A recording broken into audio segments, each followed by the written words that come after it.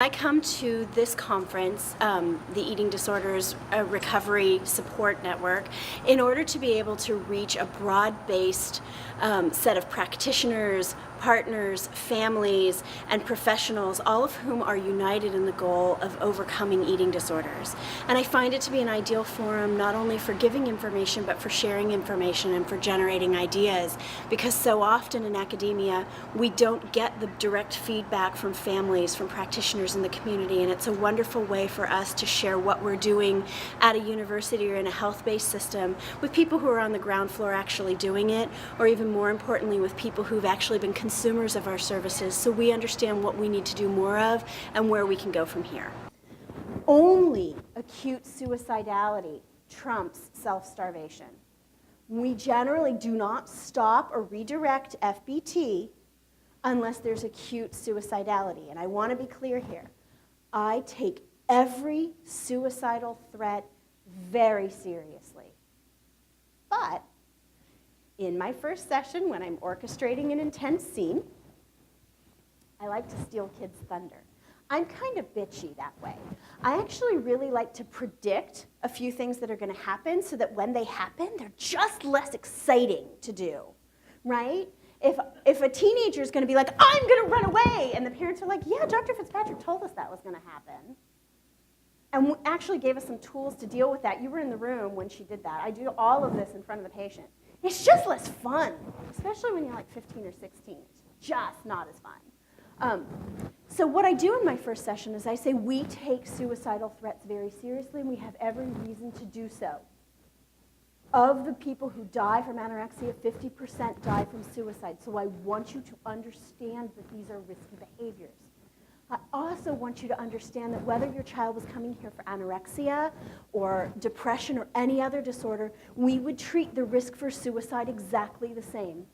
And so I want you to go home and consider making your house a safe place to be now rather than waiting until there's a threat.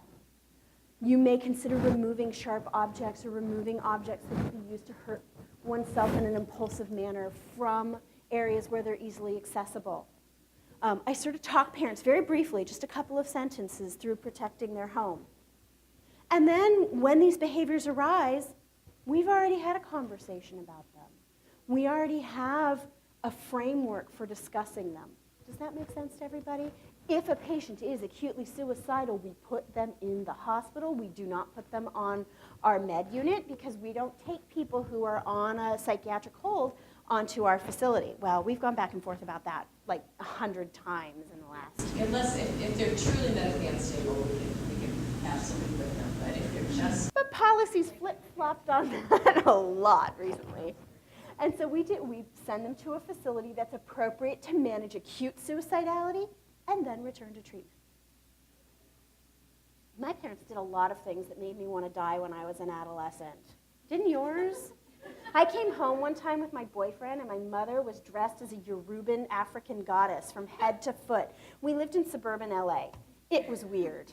And I was like, oh my God. And she said something that I love. It's a piece of parenting advice that I will give all of you. Embarrass your children on a daily basis. If you don't, they will grow up to live with you forever. My brother lived at home until he was 30. I moved out at 17. One of the things that's critically important for you if you are working with these patients is to develop community resources. You should know who else is doing the kind of work you are doing, and work in therapy pairs. Diana, you do that really, really well. Hi, I didn't even see you there, Barb. You guys work really well as a team and provide each other support and supervision, and also someone to go, that was the worst family meal I've ever had with.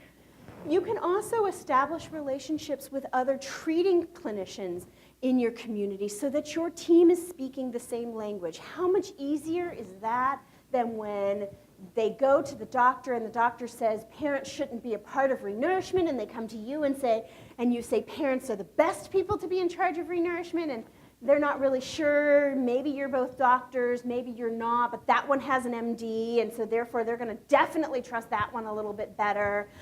It really can be very difficult.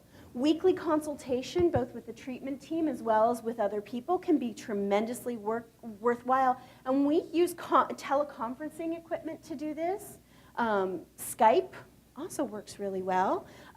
People have increasingly started consultation groups. Some other places that people are exploring the use of family-based models, which clearly are not the kind of family-based model I'm talking about here, this is particularly outpatient, are in inpatient, partial, and residential programs. And those are generally designed around finding ways to improve family access to patients, practicing family meals while in an inpatient, residential, or other setting, increasing the language and the field for parental empowerment around these topics. So we really begin to change our language. So let's actually talk about treatment for a second. Family-based therapy is 3 phases of treatment spread over roughly 1 year, where the first phase of treatment, phase 1, are sessions 1 through 10. And the first overarching goal is to get parents to take charge of the renourishment efforts. I'm trying to not say refeeding, because refeeding sounds like force feeding. And generally speaking, we meet with families weekly, and I'm going to anticipate your question here, Diana, I think, which is typically we do an intake and we try to get them in for the first session of FBT. If we give them the option of what treatment they want, right? We offer them 3 different treatments for anorexia nervosa. They choose. If they've chosen FBT, we bring them in, and we try to get them in as quickly after the intake as possible so nothing else happens. And then the other one change is that between session 1 of FBT and session 2, which is the family meal, we also try to make that happen as quickly as possible. So for the first 2 sessions of FBT, we may actually see you twice in the same week, because we don't want too much lag time. It's really important to sort of strike as quickly as you can. And like I said, FBT in phase 1 is designed to teach families how to do what our nurses do on a refeeding unit. And the principle is to disrupt dieting, exercise, shape, weight concerns, compulsive behaviors, purging behaviors. All of those are targets. Anything that leads to pathologically low weight is a target. Now, some of your cases, that could mean that you have 15 or 20 targets, right? You're like, oh my gosh, my patient purges, and she doesn't eat, and she abuses laxatives, and she runs. Have you guys ever heard of the concept of A basket, B basket, and C basket? Sometimes clinically, you need to help determine what the best direction is for the family, what's going to give them the most bang for their buck, if you will, in helping renourish their child. Generally speaking, that's food, right? Because even if you purge, you're not purging up everything. But all of that depends on their stability, their electrolytes, all of those other things.